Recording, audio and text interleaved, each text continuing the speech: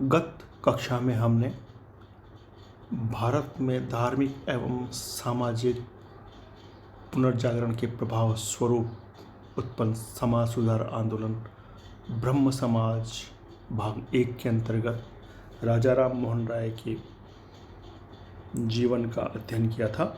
आज हम ब्रह्म समाज भाग 2 के अंतर्गत राजा राम मोहन राय के कृतित्व के बारे में अध्ययन करेंगे।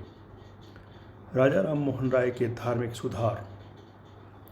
बौद्धिक दृष्टि से राजा राम मोहन राय का ध्यान सर्वप्रथम तत्कालीन हिंदू धर्म में व्याप्त उन कुरीतियों की ओर गया जिनमें धर्म का मूल स्वरूप धुंधला होकर विकृत हो गया था।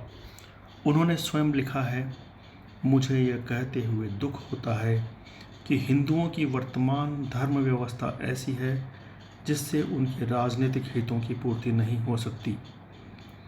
अगणित धार्मिक संस्कारों तथा सिद्धिकरण के नियमों से उनको कोई भी कठिन और साहसपूर्ण कार्य करने के लिए अयोग्य बना दिया है।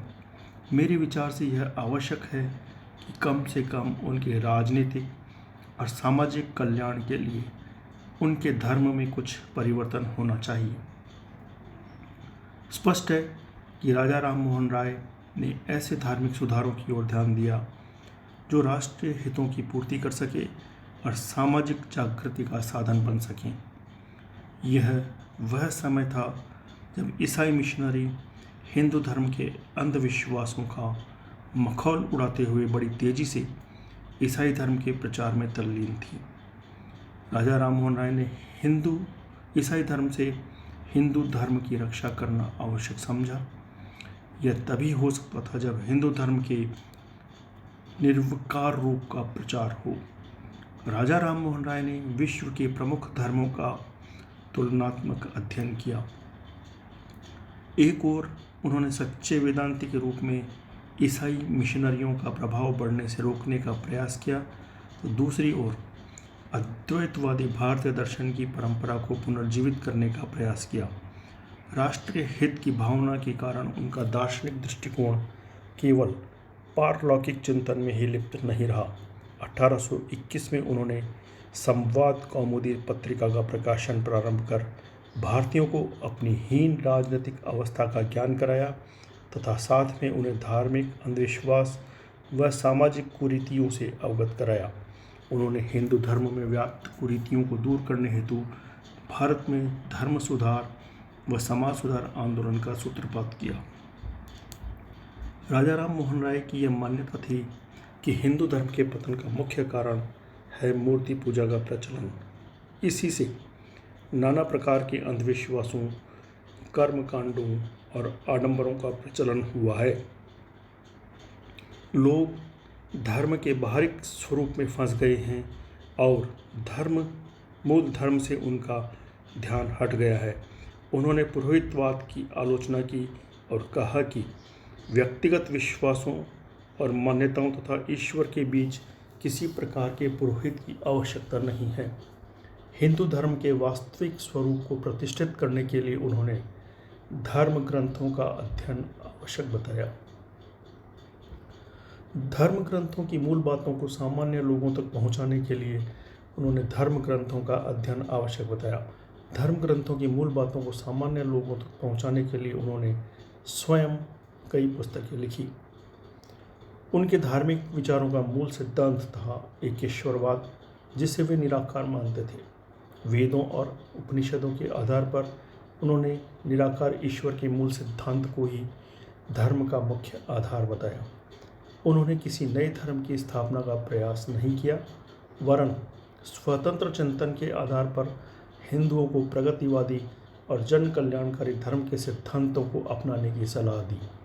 अपने विचारों को व्यावहारिक रूप प्रदान करने की दृष्टि से 20 अगस्त 1828 में उन्होंने ब्रह्म समाज की स्थापना की, जिसकी साप्ताहिक बैठकों में धार्मिक और सामाजिक परंपराओं का विचार किया जाता था।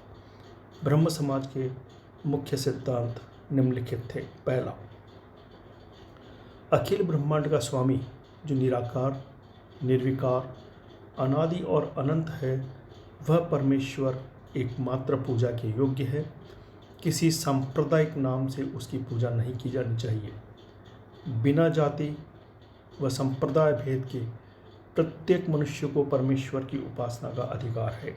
तीसरा, उपासना में किसी प्रकार की प्रतिमा का प्रयोग नहीं करना चाहिए।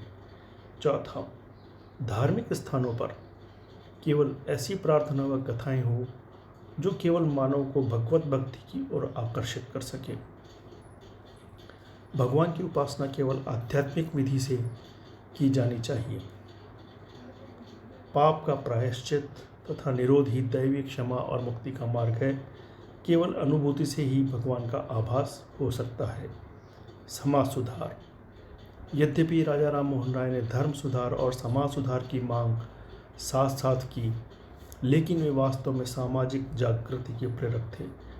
उनकी यह मान्यता थी कि पश्चिमी ढंग की वैज्ञानिक शिक्षा और यूरोपीय विचारों से प्रभावित लोग ही भारत में सामाजिक चेतना और जागरूकता उत्पन्न कर सकते हैं।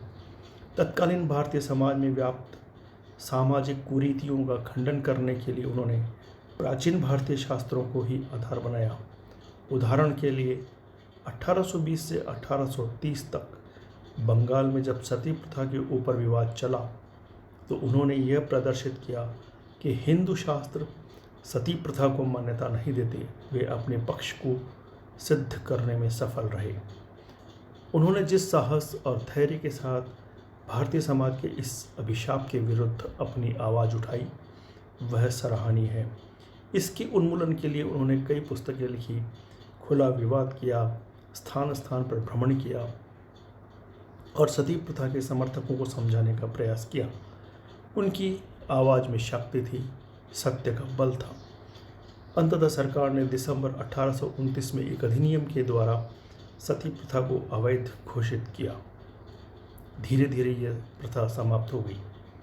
राजा राम मोहन राय ने स्त्रियों को समाज में सम्मानपूर्ण स्थान दिलाने के लिए प्रत्येक तरीके को स्वीकार किया। उदाहरण के लिए बहुविवाह, बाल विवाह जैसी कुप्रथाओं जो बंगाल के कुलीन परिवारों में बहुत प्रचलित थी का कट्टर विरोध किया। उन्होंने इस बात का भी समर्थन किया कि स्त्रियों को पैतृक संपत्ति में उनका अंश मिलना चाहिए। राजा राम मोहन राय जाति प्रथा के बंधनों के भी आलोचक थे। उनकी यह मान्यता थी कि जाति प्रथा ही भारतीय समाज की एकता में बाधक रही है। जाति प्रथा से समाज में असमानता आती है, लोगों में विभाजन पैदा हो जाता है और देश की भावना नष्ट होने लगती है।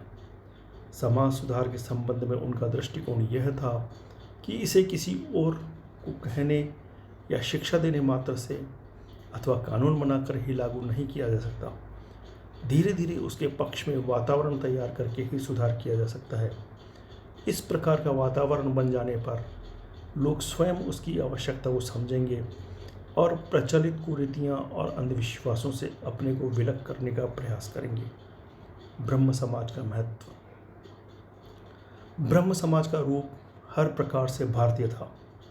यह उपनिषदों पर आधारित अद्वैतवादी संस्था थी। इसने मूर्ति पूजा का विरोध किया, निराकार ब्रह्म की उपासना पर बल दिया और भारतीय शास्त्रों में प्रतिपादित दर्शन की ओर लोगों का ध्यान आकृष्ट किया। इस समाज की सबसे प्रमुख विशेषता यह थी कि यह सभी धर्मों के प्रति उदार और सहानुभूतिपर था। यह भावना हिंदू धर्म के मूल उदारवादी दृष्टिकोण के अनुरूप थी।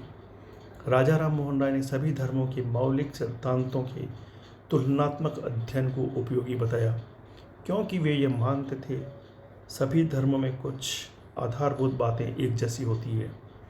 अपने इस प्रकार के प्रगतिशील और स्वतंत्र विचारों के कारण राजा राम मोहन राय तत्कालीन कट्टरपंथी हिंदुओं के कोपभाजन भी बने। उनका सामाजिक बहिष्कार तक किया गया, जिसमें स्वयं उनकी माता भी सम्मिलित थी। समाज सुधार के क्षेत्र में सती प्रथा के उन्मूलन में ब्रह्म समाज का सर्वाधिक योगदान था। सर्वप्रथम राजा राम मोहन राय ने ही इस कुप्रथा पर करारा प्रहार किया। उन्होंने भारतीय पत्रकारिता को भी अपने पैरों पर खड़ा किया। 1821 में उन्होंने संवाद कौमुदी और उसके एक वर्ष बाद फारसी में मिरातुल अखबार निकालने शुरू की। इनके माध्यम से उन्होंने समाज में सामाजिक और धार्मिक चेतना जागृत करने का प्रयास किया। वे आधुनिक शिक्षा के समर्थक थे। 1817 में कलकत्ता के हिंदू कॉलेज की स्थापना में उन्होंने महत्वपूर्ण योगदान दिया। 1822 में एंग्लो हिंदू स्कूल और 1825 में वेदांत कॉलेज स्थापित किए गए। राजा राम मोहन राय पश्चिमी विचारधारा के अच्छे गुणों को स्वागत योग्य मानते थे। ब्रिटिश प्रशासन को वे आदर की दृष्टि से देखते थे। उनकी मान्यता थी कि यूरोपीय संपर्क से भारत नवजागृति की ओर अग्रसर हो सकता है। भारतीय शास्त्रों में उनकी पूरी आस्था थी, लेकिन राष्ट्रीय जागृति के लिए वे अंग्रेजी के ज्ञान को आवश्यक मानते थे। भारतीय ब्रह्म समाज की स्थापना के अल्प समय बाद ही राजा राम मोहन राय विलायत गए, जहाँ से वे फिर नहीं लौटे। 27 सितंबर 1833 को ब्रिस्टल में उनका देहांत हो गया। उनके समस्त कार्यकलाप पर दृष्टिगत करने के बाद ऐसा लगता है कि उनका प्रधान विषय धर्म नहीं समाज था। धार्मिक सुधारों की बात उन्होंने संभवतः इसलिए उठाई थी कि एक ओर उन्हें जहां ईसाइयों का सामना करना था, वहीं दूसरी ओर उन्हें हिंदू समाज को भी कुरीतियों और अंधविश्वासों के विरुद्ध सचेत करना था। फिर भी वे अधार्मिक नहीं, धार्मिक थे। इस प्रकार राजा राम मोहन राय और ब्रह्म समाज ने भारत में धार्मिक पुनर्जागरण में अपना विशेष योगदान दिया।